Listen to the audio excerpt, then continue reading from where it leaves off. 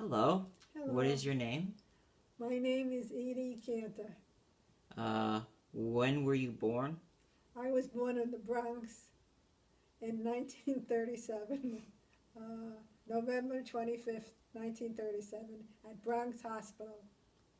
And where do you live now? Well, it took me a while to live in Fort Lauderdale and in Jupiter. How many years old are you now then? Now I'm 78. Congrats. Thanks. What are your parents' names? My mother's name was Rose Schwartz Cantor, and my father was Elias, but we called him Al Cantor. When were each of them born and where? My father was born in,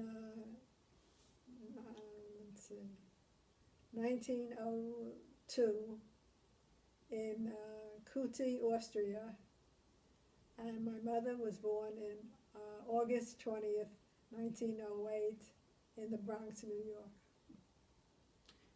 What was Grandma Rose's maiden name? Schwartz. Schwartz. And what year did they marry? I think they married in 1935. Could I ask you could you elaborate on how they met? Yes. My mother's friend, Sarah Bressler, introduced them to each other because Al was Sarah's cousin, and my mother was her friend from school, and she introduced them.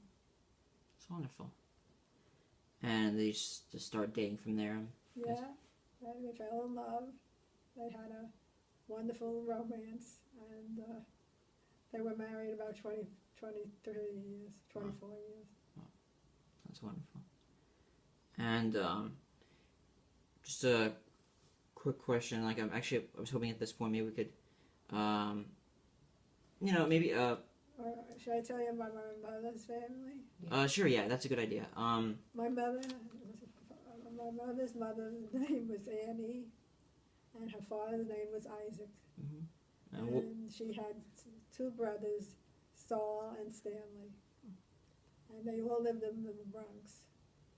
My grandmother was born in Bucharest, Romania, and I think my grandfather also was born in Bucharest. That's my mother's side. Do you know when they were born? No. What was your grandmother like, Annie? My grandmother was a wonderful person. She was strong, a very strong person. She liked to play cards. She was very kind. She slept in the same room with me in 44 Seaman Avenue in New York, and I loved her very dearly. So she was a big impact on your life. Yes, very much so. Could you describe anything about your grandfather, Isaac? I never knew him. He died 9 months before I was born. And when he died, my grandma came and moved into our apartment and lived with us. I see. He was a conductor on a railroad, on the subway. Cool. And he died at 50 years old. Wow, that's tragic. So, like, great grandma Annie Schwartz. What were her you describe her like best and worst qualities? You know, What? her qualities She was a very strong person. Yeah, strong. She was a very good cook. And she was a big influence on me. Good. Yeah. In what way? In what way? She was kind and caring and thoughtful, and I loved her very much. Cool. I was hoping maybe we could just talk. You want to hear about my father's side of the family? Sure. Yeah. Absolutely. Okay, my father's mother was named Sarah, and his father was David.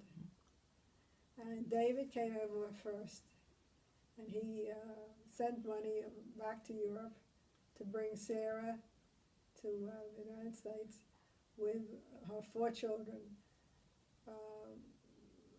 Becky, Minnie, Ruthie, and my father, Al. and they all came over in steerage. And Sarah was 4'9", and but a very strong person. And we used to call her Bubby Cantor. Kent. That's nice. And they lived in, I think, downtown in Manhattan, but then they moved up to Liberty and Ferndale, and they lived in New York State. Where was Sarah and David Cantor from originally? I think Austria. Austria. Yeah. Who was the oldest of the kids? Becky, Becky was oldest, and then my father, I think, and then Minnie, and then Ruthie. I was hoping you could elaborate on Grandpa Al, Elias Cantor. What was he like? He was wonderful. He was very, very kind and very caring. And I'm just thinking about him makes me cry. He was 57 years old when he died. He had a heart condition, and then he had an appendix attack, and he died because his heart was too weak. But he was a salesman, but he was a sweet, sweet man. how would other people describe him? Good person, like a good neshama, a good person. He was, everybody loved him, everybody. He had a big funeral, loads of people came. And my mother was devastated, and we all missed him very much. I was 21 and my sister was 15. I was too young to lose the father. Do you want to maybe take a break or some point? No. Just, do you want to keep going? Okay. What would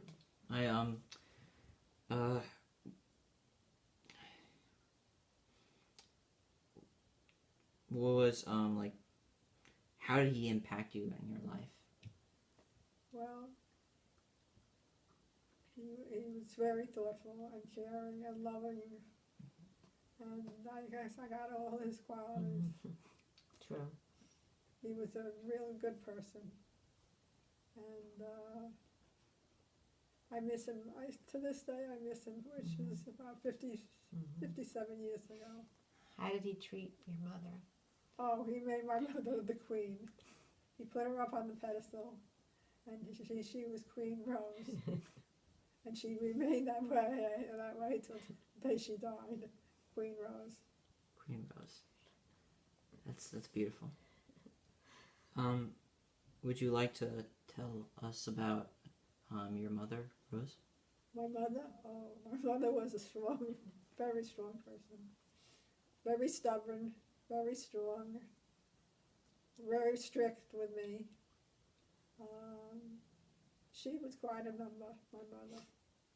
As she got older, she mellowed a little bit, but she wasn't mellow when she was my mother. And in what way, would you describe her? You said she was strict. She was strict. Well, she was very strict with me. She would hit sometimes, and she would be strict when I coming home, having home by 12 o'clock, or my curfew. And my grandma Edie would stand in front of me and say "Schluckenish," which means don't hit her. And my mother had a very bad habit. She gave me the silent treatment, which was don't talk to me, or don't talk. If you're angry at someone, don't talk to them. What good would that do? So that didn't accomplish anything. But my mother was quite a person. She was a wonderful stenographer. She did typing and steno, and she was a secretary for many years. And she drove. She was quite a person. She was a number. Who did she work for? Mr. Gottfried. And she ran the hotel in the summer. She took all the reservations and ran the rooms. people would stay. She worked in the office. See, when we were kids, we would go to school until June, and then the week before school ended, every year my mother would give the teacher a self-addressed stamped envelope, so the teacher could put my report card in there. And we would go up to the mountains, the Catskill Mountains, and my mother would take care of the room reservations. And we would load the car up with so many things and put the luggage on the roof. And we didn't have room to sit. Don't forget, we were 3 women and 1 man, so we had a lot of clothes. And my father was a good natured person, because every weekend he would bring up another family. He would bring up Really? Aunt Doris and Uncle Stanley. He would bring up Joel Hochberg's family. And every weekend he would bring up another family. And we would stay there all summer long in the Catskill Mountains, and it was wonderful. And we would go to the hotel called the Canco Hotel, Cantor and Cone. That's how they got Who the name. started the hotel? My grandma and grandpa, David and Sarah, and Becky and Sam started the hotel, but it started as a farm, a boarding house, with a farm. I remember the barn and the cows, and then people would come up in the summer, like with waters, you know, and then they built a main house, and then they built the hotel. Do you know what year they built the hotel? No, it was before I was born. What was it like spending time at the Canco? Oh, it was wonderful. First of all, we got out of the hot city because we didn't have air conditioning, and it was very hot. But the country was cooler, and we had the nice fresh air of the country, and not the city. It was wonderful going up. Every summer I went there. For about 21 years I went there. What did you do there? I worked in the office. I typed the menus. First I went to day camp there. Then I worked in the office. And I worked in the salad room, helping my Uncle Izzy make salads for lunch. And I love to do that, create fruit plates and tuna and egg salad. And I had a wonderful time there. That's wonderful. Where did you live when you were there? We lived in the main house in a little room. My mother, my sister, my grandmother and I lived in one room. And when my father came up on weekends, my grandmother and I went up to the second floor, and we could sleep in one of the rooms that were not occupied. But we didn't go under the covers. We slept on top of the bedspread, so we wouldn't dirty the linen. Then, when they made the Canco into the new Canco, they took away our rooms and they built a family cottage, and we stayed in the family cottage. What kind of activities would you do in your spare time at the Canco? I played baseball. I was on day camp. Oh, I love to go to the casino and sing and dance. I was always in the shows, tap dancing and singing, and I loved it. I loved it. It was so great.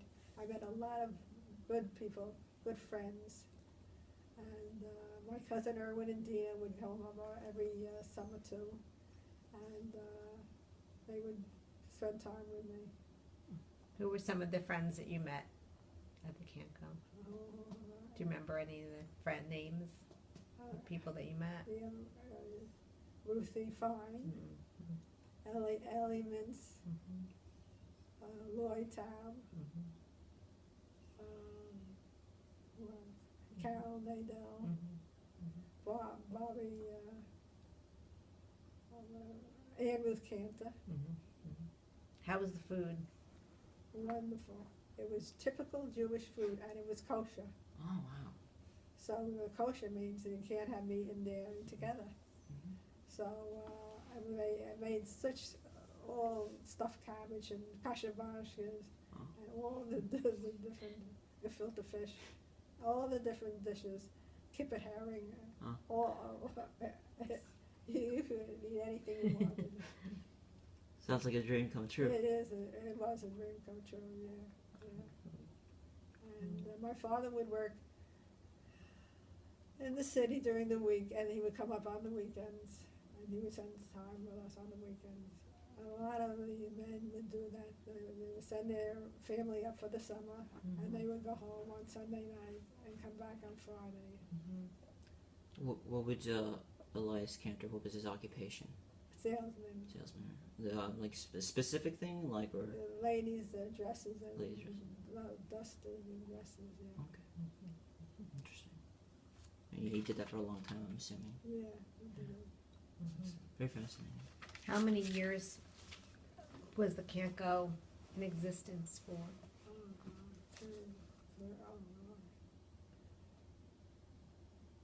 30 or 40 Yeah. years. Yeah. It's a long time. What did Grandma do there?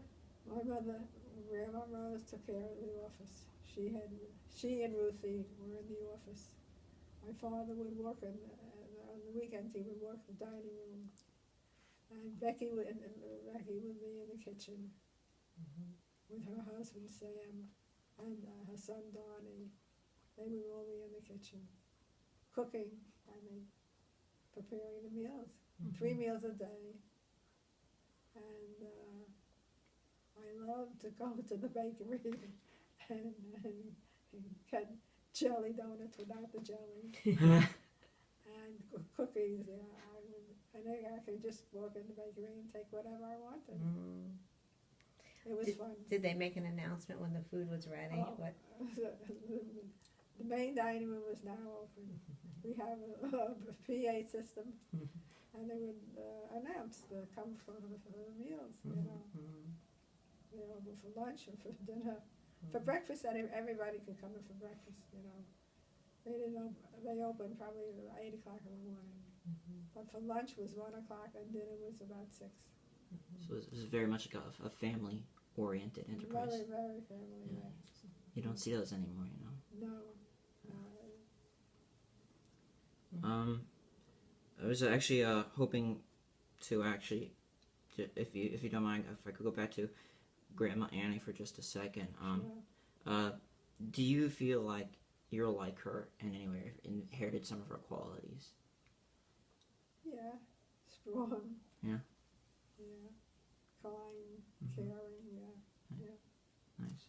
We would take Annie with us every summer too until she died.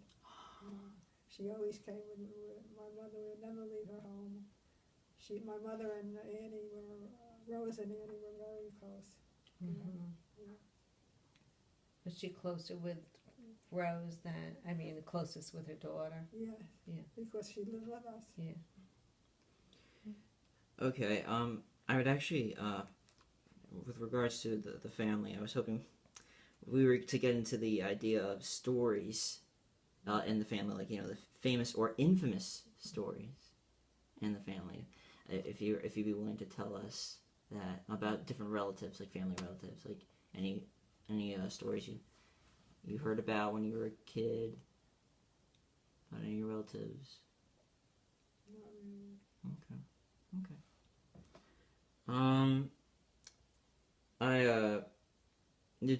Did Grandma Annie ever tell you how she and her husband met? No. No. Okay.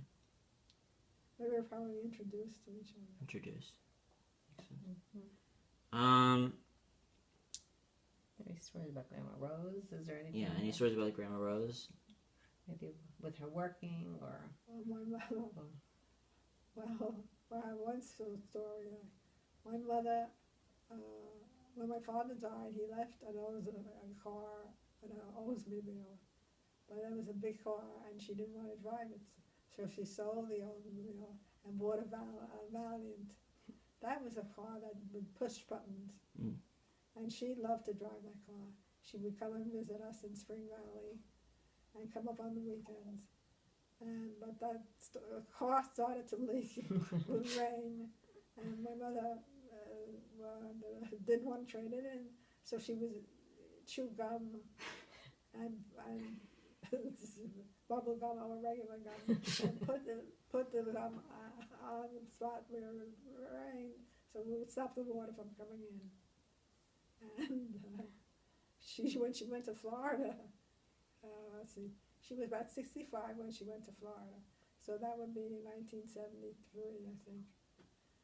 She had the car shipped to the valley and shipped to Florida, and of course in Florida it rained more, so we would call it her bubblegum car. Yeah, she loved that car. Then she traded it in for Saturn, yeah. And she drove that. My mother had guts. Yeah. Independent, right? Very independent. Stubborn. Very stubborn. Very independent. Yeah. And very strong. I mean, she lived alone until she was 95 years old. She didn't want anybody with her. I hired some women and she fired them. So. Why? She didn't want anyone watching television on her nickel. Yeah. Strong woman right there. As you are, so you definitely. I can't hear you. So you definitely like yeah, like. I'm sort of like my mother in that way. Yeah. Like, do you feel like you, like your mother in any sense? What? Do you feel like you've inherited any qualities from your mother? Yeah, only the good qualities. Oh yeah, my mother loved to save money. She was very frugal, and she loved to get U.S. savings bonds. That we would put, say, a saving bond, a $25 savings bond would be half the price. So if she paid $12.50 for a $25 savings bond. My mother loved saving bonds, but you know, that's what I inherited. I love to buy savings bonds, and my son Henry now tells me that I have more savings bonds than my mother.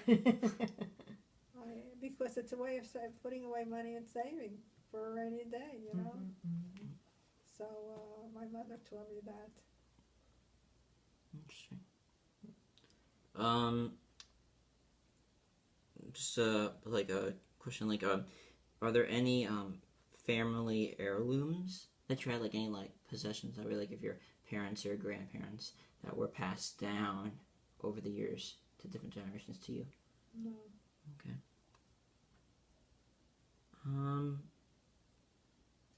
Well, to be honest, that's all the questions I had. What about, do you have a sister? Oh yeah, let's tell us about your sister, of course. Well, let me tell you something. When I first was in the Bronx until I was about 3 years old, and then we moved to Manhattan, to 44 Seaman Avenue, apartment 1J. J is in John, my mother always said. And the telephone number was Lorraine 71781. All right, I remember this. I don't remember too much of my childhood until I was 6 years old. Okay. And what was the reason? When I was 6, my sister was born. I remember my mother being wheeled out of the hospital, having this little bundle in her hand, and it was my sister Davida, but she didn't like the name Davida, so she changed it to D. She was my baby sister. She still is my baby sister. And I roomed with her too. So we had Grandma Annie, and my sister, and me in this one room. And no air conditioning. Well, we had a couple of fans. My sister, we sort of got along. My mother tells me the story that I would borrow money from my sister and write an IOU and then pay her back. And that's it. What's your sister like? My sister? Like at her character or personality. She's not like me at all. We're different in looks and in demeanor. She's a loving person too. She's a good person, but we're very different. In what way, may I ask? It's just we don't look alike at all, and we don't act alike. Okay. We look like from two different eggs, you know. Okay. I didn't tell you about my father's side of the family. Mm-hmm. My father's side, we were very close with my father's side of the Yeah. family, with Aunt Minnie and Becky and Aunt Ruthie. Mm-hmm. Aunt Ruthie lived in the same building with us. She lived on the second floor, and she was married to Izzy, and she had a son named David, and we were very close. And also, my cousin Sheldon, that's Becky's youngest son, Okay. lived with Ruthie too, and he went to NYU. And in 1950, he contracted polio, and he had bulbar polio. That was before the salt and the Sabin vaccine, and he died. It was a big loss. Mm. But we were very close with Becky and Becky and Sam, and Ruthie and Izzy, and Minnie and Benny, and my cousins, Irene and Donnie and David. We were very close. Unfortunately, Irene and Donnie and Sheldon, they're all gone. David is alive, and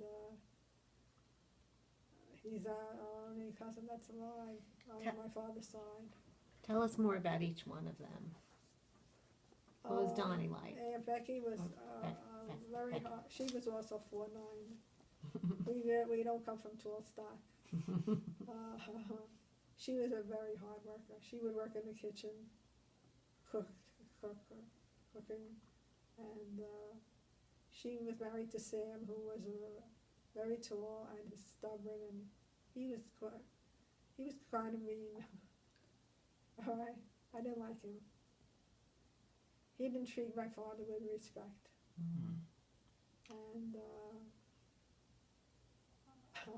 then there was Ruthie and Izzy. Izzy was a waiter in Ratner's downtown in New York. And David was David. I think they were married maybe 10 years before she conceived David. He was like the moon and the sunshine were shining, and David. And then there was Minnie and Benny, who lived up in Monticello and Liberty, and they had one daughter named Irene, and she was 11 years older than me. I was very close with her. I loved her like a sister. She was a wonderful person, yeah. She was married to Dave. And they had two children, Sheldon and Susan.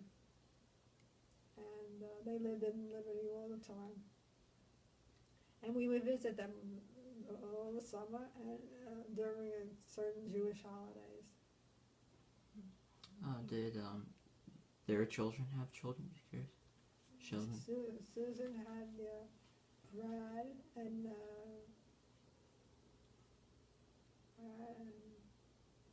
Karen. Mark. Brad and Mark. Susan had. And Sheldon had Bobby and Deja, two girls. Jillian. Jillian? Bobby was Sheldon's wife. They had Jillian and Deja. Sheldon lives in Buffalo, New York. Susan passed away. And tell us more about your cousin Donnie. Donnie was quite a guy also. We loved him. Everybody loved Donnie. We were very close. We were like brother and sister. Donnie, Sheldon, Irene, and me. My sister was 6 years younger, so she wasn't as close with them as I was. He would take me fishing, and I would pal around with them, yeah. They were really good people. Mm-hmm. They all worked very hard. I actually wanted to I was curious about if you don't mind me asking what Jewish life was like during your childhood and like describe. We were that religious. Okay. But my father, he was, we were Orthodox. We were sort of Orthodox. Okay. My father would go to the shul in the city. I never went to Hebrew school. Okay. Neither did my sister, because they didn't feel the girls had to go and Okay. probably bar mitzvah.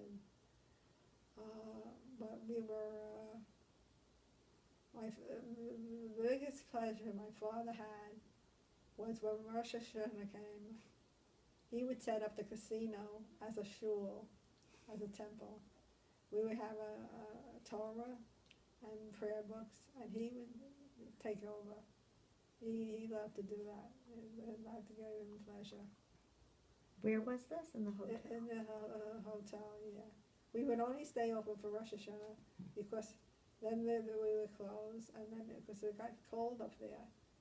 So for Yom Kippur we weren't open. I see. But we were kosher at home also, my mother. Interesting. Did your mother cook? Yeah, my mother learned to cook for her mama. My grandmother, yeah, she was good. My grandmother was a good cook also. What did she make in the grinder? Chop liver. Oh yeah, I would in the grinder put the liver in and the onions and the egg, and then you turn the grinder and it would come out with little strings, you know. And I would eat the liver before they mashed it. I would eat the liver. And you know, when they got the food, when my mother got the meat, even though they bought from the kosher butcher, they would kosher it again, put it on a board, and put salt on it, and kosher again. Yeah. Mm-hmm. You know, just to be safe rather than sorry, you know? Double kosher. Double kosher. Yeah. If I may ask, like, what about your grandparents? Like, what was Judaism like for them? When I mean by your grandparents, I mean both on your mother's side and your father's side. So like, Judaism. What was Judaism like for them? Like, how did they experience Jewish life? You know, you can start with whoever you want. They were considered themselves Orthodox. Okay. Yeah. Okay. Mm-hmm. Interesting. Also being kosher too. Interesting. Well, I think that's, What about working? Do you Yes. want to go to that? yeah, of course. Oh, yeah. Did you go to college or did you have a job? Or? I graduated high school in 1955, and without any guidance from my parents, I decided to become a dental hygienist. Mm-hmm. So I had to travel to Brooklyn on the A train, and I got on at 200th Street in Dykeman. That was the second stop from the last. And I rode for about an hour to downtown Brooklyn, J Street and Borough Hall on the A train. I always got a seat because I was always on the second stop. But coming home, I didn't get a seat until about 42nd Street. And then I sat down. And I went to college for 2 years. I became a dental hygienist. And I worked for 2 years, from 1957 to 59. And in 1959, my father died February 16th, and I was working, and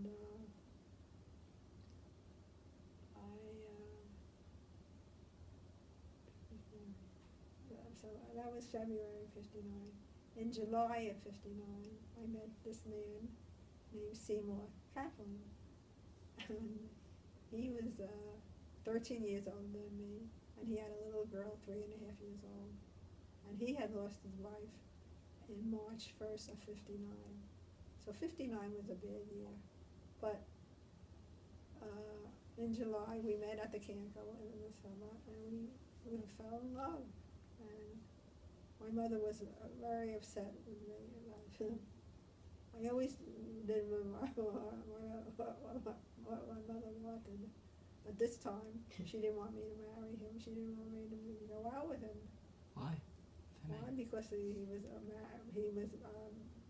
older than me, and he had a child. So here How I was, much- 21 years yeah. old, and she was very unhappy. And but I didn't listen to her, and I did what I wanted. And in September of 59, Seymour and I got engaged, and in November we got married. And we had a very small wedding because my father had died that year. We had about 35 people, just the immediate family. And we were married in Manhattan, at Congregation Kahela to Jeshurun. I think it was on Park Avenue and 85th. And then when I got married, I became Marjorie's mother. I adopted her as my own. And then we started our life together. 10 months later, I had my first daughter, Elise. 15 months later, I had Henry, my first son. And about 3 years later, I had Matthew, my second son. So we were all 2 girls and 2 boys. And we started our life together. Thank you.